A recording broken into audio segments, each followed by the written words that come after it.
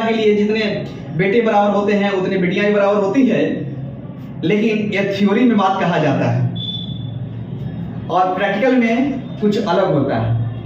तो आजकल जो बिहार में जो जमीन का जो सर्वे हो रहा है उसमें सबसे बड़ी बात यह है कि जब आप वंशावली बनाएंगे तो वहां पे साफ साफ निर्देश दिया गया है कि एक पिता के जितने पुत्र और जितनी पुत्रियां हैं जिनकी शादी हो गई है वो अपना ससुराल भी हैं, कहीं भी हैं, लेकिन वहां पे दर्शाना पड़ेगा वंशावली में। जब तक पुत्रियां को नहीं दर्शाएंगे, जब तक पुत्रियां को आप नहीं दर्शाएंगे तो आपकी वंशावली को ही रिजेक्ट कर दिया जाएगा।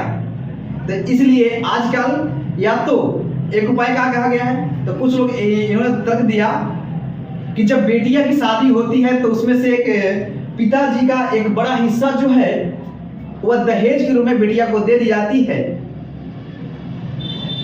हालांकि ये बात सही भी है, लेकिन कोर्ट इस बात के लिए 2005 में फैसला दिया था कि एक सब पिता की संपत्ति में पुत्र और पुत्री की हिस्सेदारी बराबर होती है।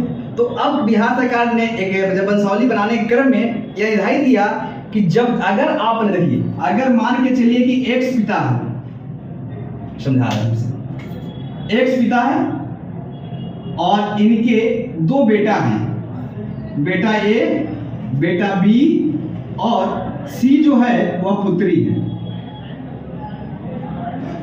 अब कह रहे हैं, कुछ लोग कह रहे हैं कि प्लस और माइनस क्या कर दिए, अरे वो लिखने के लिए मतलब समझाने के लिए लिखे हैं, ठीक है ना। तो अगर एक्स पिता के दो बेटे और एक बेटियां हैं, इनकी शादी आज के से 30 वर्ष पहले हो गई है या 20 वर्ष पहले हो गई या 10 वर्ष पहले हो गई, जब भी मान लीजिए आप, यानी इस जो सी पुत्री जो है वह अपने मैके से ससुराल में चली गई, ससुराल में रह रही है, अपना जीवन यापन कर रही, कुछ भी कर रही। तो जब पिता की वंशावली, तो जानते हैं बिहार में क्या होता है, कर्मात कुछ ज्यादा ही होता है। अभी कई जगह ऐसा देखने को मिल रहा है कि 100 में से 90 लोगों की वंशावली को रिजेक्ट कर दिया जा रहा है। इसके पीछे मात्र एक ही रीजन है, जानते हैं क्या?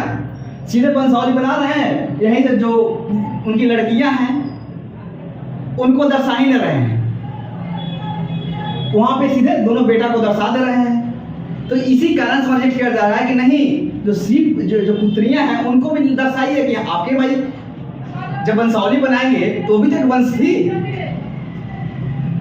तो हाँ, तो देखिए इसमें क्या कहा गया कि तो लोगों ने तक वही दिया था दहेज वाली। तो अब क्या हो, सरकार से कह रहा है कि नहीं, अगर आपने वंशावली बनाकर दोनों बेटा के कुल देते हैं और पुत्री को नहीं दर्शाते हैं तो आपका वंशावली को रिजेक्ट कर दिया जाएगा। और बेटियां जब होगी, बेटियां जो है वह चुनौती देगी कोर्ट में, तो हिस्सा आपके बराबर है। बहुत से लोगों को डर है कि वंशावली में अगर मान के चलिए कि हम पुत्रिया को दर्शा देंगे तो संपत्ति में मतलब हिस्सा लेगी। वास्तविक बात लेना चाहिए, क्योंकि 2005 के कोर्ट के फैसला से ही यह निर्देशित किया गया है कि बेटा और बेटी दोनों बराबर होती है। तो अब क्या है, एक सरकार ने दिया कि अगर मान के चलिए आप वंशावली में दर्शाइए, इसके साथ जो आप दहेज के जो दे रहे थे ना, वो आप कहा गया कि अपनी पुत्री से यानी बहन से, पुत्री बहन या बुआ जो भी हो, इनसे क्या लीजिए, या तो एनओसी लीजिए। पहले आप लोग सुनते होंगे कि गार्ड कंपनी से एनओसी लेना पड़ता है, नौकरी से एनओसी लेना पड़ता है। अब आजकल क्या है, पुत्री अगर पिता है तो पुत्री से एनओसी लीजिए, पिता नहीं है भाई है तो भाई अपनी बहन से एनओसी लेगा। एनओसी ले लीजिए, या तो जो बंटवारा का कागज बनवाइए 100 रुपये का स्टैम्प को देकर, और 100 रुपये का स्टैम्प में लिखवाइए कि हम जो है हिस्सा लेना नहीं चाहते हैं, अपने हिस्सा को दोनों भाइयों के लिए सौंपते हैं। तब जाके आपकी वंशावली को सही माना जाएगा और जमीन सर्वे होगा आपका। इस बात को ध्यान रखिएगा खास करके कि आप एनओसी जो है आपको लेना ही पड़ेगा, और या तो बंटवारा के कागज पे आपको साइन करवाना ही पड़ेगा। सोच लिए कितना महत्व है, महत्व होना भी चाहिए। लेकिन बहुत से लोग ने धन की लालच में पड़कर 100 में से 90% लोग जो है ना, वो अपने बेटिया को हिस्सा देना नहीं चाहते हैं। एक भाई जो होता है अपनी बहन को हिस्सा देना नहीं चाहती है। लेकिन सरकार की नजर में एक सभी लोग क्या है, बराबर है। तो इसलिए अब जो है एनओसी लीजिए जाकर, या तो बंटवारा कागज लीजिए, नहीं तो वंशावली अगर फर्जी बना के खाली दोनों बेटे उधर से आएंगे तो वंशावली को फर्जी मान लिया जाएगा और क्या कर दिया जाएगा, आपका रिजेक्ट कर दिया जाएगा।